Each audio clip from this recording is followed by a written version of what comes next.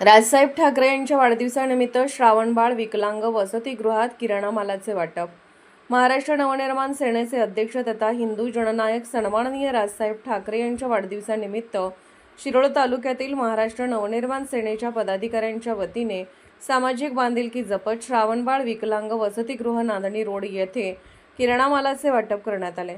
राजसाहेब ठाकरे यांच्या वाढदिवसानिमित्त विविध सामाजिक उपक्रमांचे आयोजन करण्यात येत असते.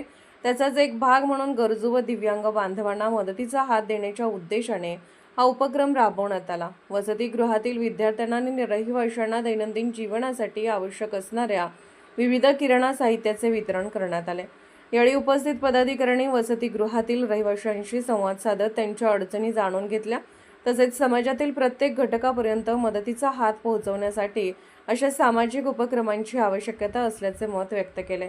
या उपक्रमावेळी मनसे शिरोळ तालुकाध्यक्ष कुमार पुदाले, जयसिंगपूर शहराध्यक्ष लखन बिसे, उपशहराध्यक्ष महेश पोरे, राजेश कर्नाळे, महाराष्ट्र सैनिक कुबेर मगदूम, श्रीकांत सुतार, सनी सुतार, सागर माळी, अमित पाटील, सुकुमार आंबी आणि संदीप नांद्रे आदी पदाधिकारी व कार्यकर्ते उपस्थित होते.